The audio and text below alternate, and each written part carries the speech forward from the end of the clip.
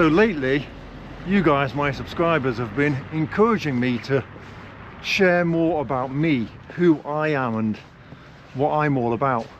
And so this video is going to be one of those videos where I reveal something about myself.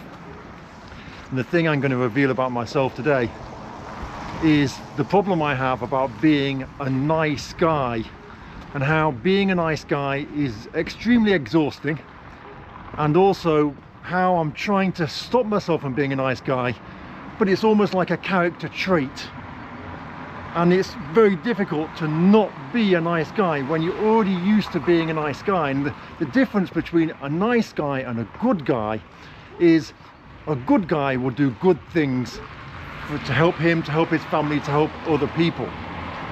A nice guy will do things exactly the same, but they'll do more than is required and get the very minimum in return. It's draining, it's exhausting, it's tiring. You often feel used, and people look at you and think, well, yeah, they can use you because they see that you're a nice guy, and nice guys finish last. So I'm just going to walk around this neighborhood in Vladimir in Russia where I live and talk to you about the problems I have being a nice guy and how I'm trying to overcome it. So with being a nice guy, what happens is when you see a situation or somebody asks something of you, you automatically feel obliged to help. You feel almost required to help, even if it's going to put you out, even if it's going to make you late, even if it's going to make you drive a long way out of your direction, even if it's going to put you out of pocket. You feel obliged to help, because when you're a nice guy, you kind of forget that other people are not nice guys. And the way you see the world and you think everyone's nice guys, we're all nice guys, but we're not. And I think the problem with being a nice guy and doing more things than is required or expected of a normal person to do to help other people is when you need help yourself, the person that you've gone out of your way to help, you might then ask for help and they'll just tell you blank no. And at that point you realize, oh yeah, I did it to them because I'm a nice guy, but they won't do that to me because they're not.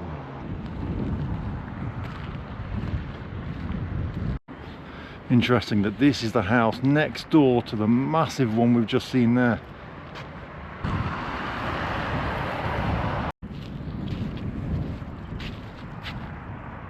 So the first problem about being a nice guy comes with friends. I've changed my friendship group quite a few times during my life. And the reason I've changed my friendship group is because it gets to the stage where your friends start to take advantage of you, because they look at you as a, in they say in Russian, loch, which is like a target, an easy target, someone that will do anything, anytime. Because when you're a nice guy, one of your friends will say to you, maybe for example, oi Sam, can you lend me money for a week? I really need it, you know, I'll give you it back at the end of the week. And of course, you know, when you're giving them that money, that it's going to take you half a year of calling that person on an almost daily basis just to get the money back. And you know that it's going to be really frustrating, but you still do it because you feel obliged to help the person.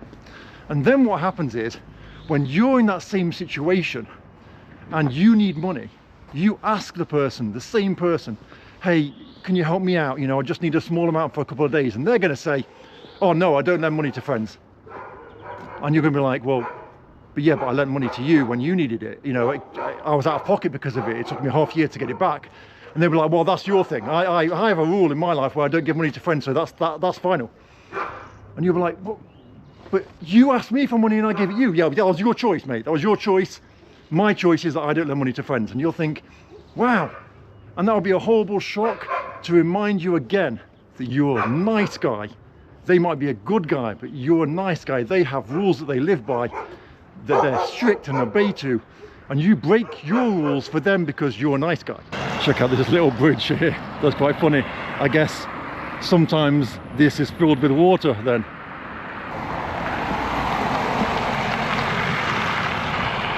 So I think it might be a mistake going down this road. It seems like every house has got a dog. So the next thing when it comes to friends is you'll go the extra mile even when it's not comfortable for you. And this is a recurring theme throughout, working with everyone, not exclusive to friends, but maybe you'll finish the, five-a-side football game that you played, and your friends will say, can you take me home? And you'll be like, yeah, but you live like 10 miles away, mate, and my house is like just around the corner. They'll be like, oh, please, can you really help me? Just take me home. And you'll be like, right, okay. And of course, the week after, when everyone goes to the car, that person will be standing there again. You'll be like, right. And everyone will be like, well, can you take us home? And I'll be like, right, but again, you live 10 miles away. But like, yeah, no, but I haven't got money for a taxi. You think, well, you have. You're so tight that you can't be bothered to spend $2, which in Russia is, how much a taxi costs, right? To go home. And so you do that a few times until they get to the point where you think, I can't do this anymore. I'm tired of getting home an hour after everyone else just to take everyone home. I'm not the taxi driver. And so you say to that person, sorry, I'm not taking you home. And they'll be like, oh, right, okay. If you're going to be like that with me, you're going to take everyone else home, but you can't be bothered to take me home, then forget it. We're not friends anymore. And that's kind of how it works, because they get used to you being a soft touch. They get used to you doing loads for them. Because when you need a lift and you say to them, can you pick me up? They'll say, yeah, come round to my house and we'll go from there. And you'll be like, well, hang on a second, I pick you up all the time. Yeah, well, that's your thing. You agreed to do that. I haven't got time to do that. I'm happy to take you, but come round to my house and we'll go from there. And you think, wow. And then you remember again, all right, you're a nice guy. And these other people, well, they might do things nice for people, but they don't go out of their way or waste their time or energy doing things for other people, because that's not how people work.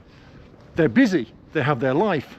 And so they'll be happy to help you, but you've got to make the effort to be helped. Russia video, boredom banquet video. Russia video, boredom banquet video.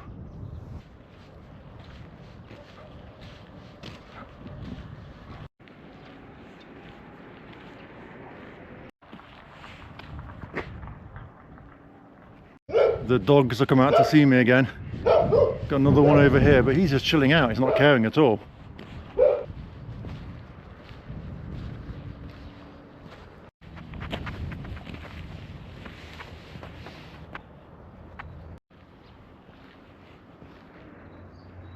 And so being a nice guy is like a bad habit.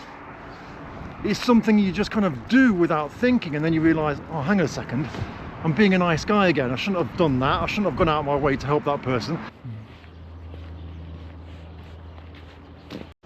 Being a nice guy, it's almost like a compulsion. It's something you do without even noticing. And being burdened by so many other people's problems and issues and things that they ask of you is really draining. And it's even more sad, I guess, when the eventual fallout with that person comes, because they get so used to you doing anything for them, whether it's lending them money, taking them somewhere, picking them up, whatever it is they need help with, you're there to help them. And when the eventual fallout comes is when you either ask the same thing of them and they say no, or you say no to them, you can't do it. And then you just end up falling out and you think, blimey, I've been helping you for ages and now I feel bad.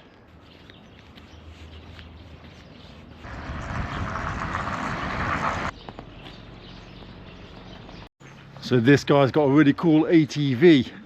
Maybe this is better than Lada Niva.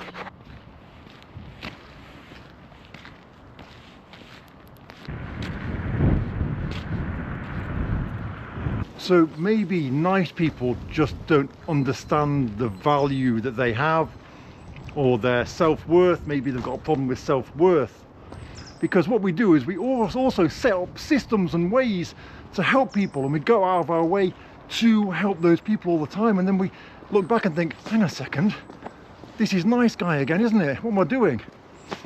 So through my channel, my goal has always been to help as many people as possible, and I set up this service where I allow people to book a completely free phone call with me every Monday.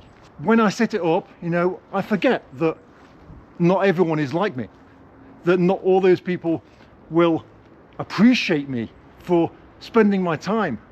And that's because you forget that you're a nice guy and the other people are not nice guys. Some of them might be good guys, but not nice guys. And so people can schedule a call with me completely free. And I take free calls every Monday. And so on my website, you can go through to the website and you can book a call. So when you go through, it will tell you how to book a call and it will give you my number. So what people do is they go through to the call booking stage, get my phone number, don't book the call, write to me and say, "Hi Sam, this is John. Give us a call when you got a sec, mate." I write back like, "Who are you? Sorry, I don't know who you are." I'm like, yeah, I'm living in England, want to come to Russia. Whenever you got a sec, just give us a call. I'm waiting for you. And I'll think, wow, John, did you go to my site and get the phone number? They're like, yeah, I went to the site, mate. I'm like, right, but you didn't book a call. Oh no, I can't be bothered with that. Just give me a call when you got a sec. And I think, wow, this, that's how crazy it is. And a lot of people will do that. They won't bother booking the call. They'll just be like, yeah, call me, Sam. I'm waiting for you. And the crazy thing is, on my site, the calls are free. And some of the calls go on for like an hour and a half. Even though I only give a 30-minute allocated time, I talk to people, I give people as much advice as possible.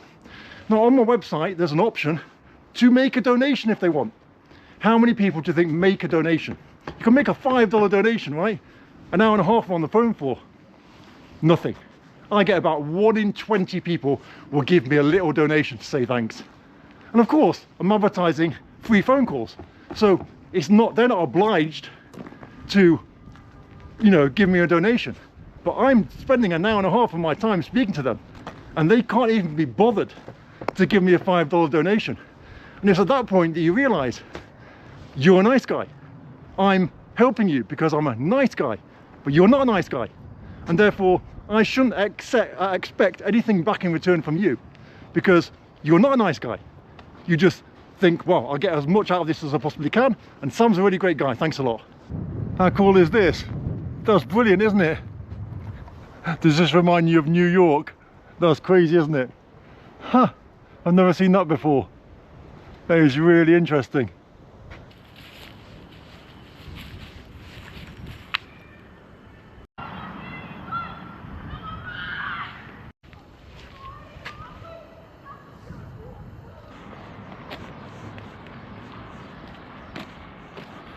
So yesterday, for example, I took 8 phone calls. Now, I'm not complaining about taking 8 phone calls. I spoke to 8 really interesting people that want to come to Russia. And some of them we spoke for an hour and a half on the phone with. But only one of them gave me a donation. Only one of them thought, thanks Sam, thanks enough for me to give you a little donation to your channel to say thanks. I spent the entire day helping people. Now, of course, the calls are free. So the calls are free. I can't complain that people don't give me a donation. But again, it's me having nice guy syndrome by allowing myself to speak with 8 people who appreciated all the knowledge and help that I gave them that a lawyer would charge a fortune for, but not enough to drop me a $5 donation. Very interesting building this, isn't it?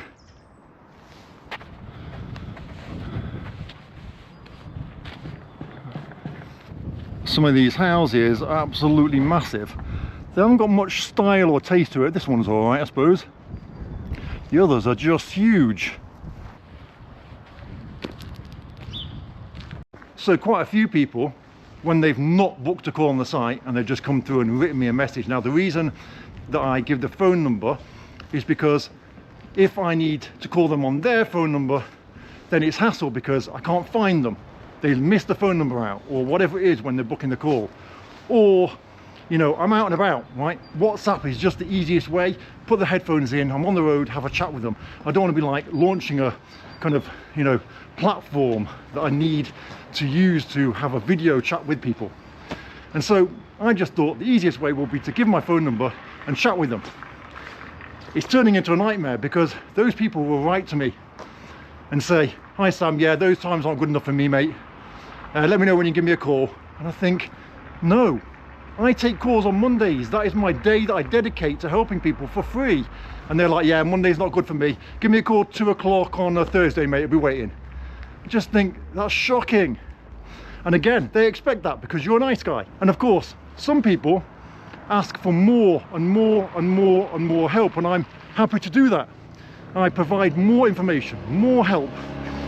They write to me messages, 10 times a week, and I answer those messages and I send them more information.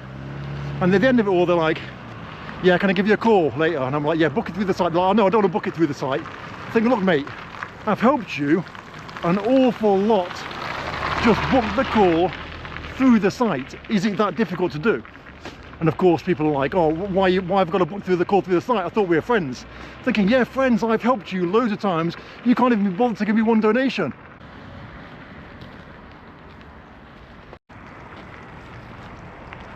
Cool. Now again, this is all my fault. I completely understand that. I have nice guy syndrome, and I try and help people, and I receive punishment. It's almost like I'm a sadomasochist or something, right? And I want to be punished, and so I help people for free, wait for them to abuse me, wait for them to take advantage of me, wait for them to not appreciate my effort and my work that I do for them. And I go out the way to help people an awful lot, like crazy amounts, to the stage where I've helped people find their family members that have been here, or help people to get documents made, or whatever it is, and I receive nothing back in return apart from typically abuse. And then it gets to a stage like I'm at now, where I end up making a video because I'm so tired and frustrated because I'm just being used and abused. But because you're a nice guy, it's almost like a really bad habit that you just can't get out of. I'm not going to say it's like being an alcoholic, but it's like it's something you just do automatically. And so a lot of you people will just say, well, stop being a pussy, and tell people no. But that's because you're not a nice guy. And so you don't see the world the way I see the world. As a nice guy, I feel guilty about charging. I feel guilty about asking people for money to pay for services that I help them for.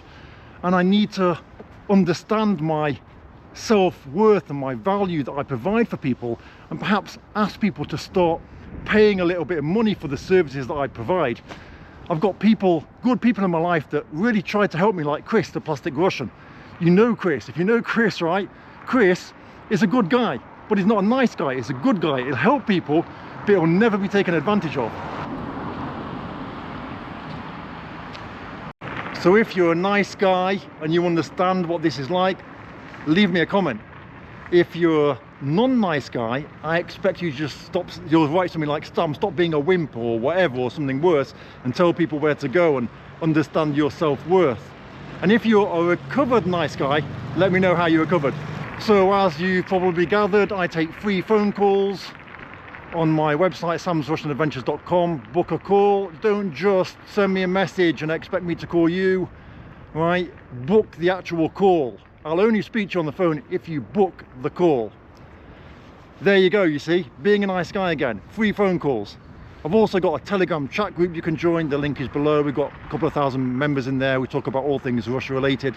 Obviously the call is for people that want to move to Russia, or interested in learning about Russia, or got an issue or something to do with Russia.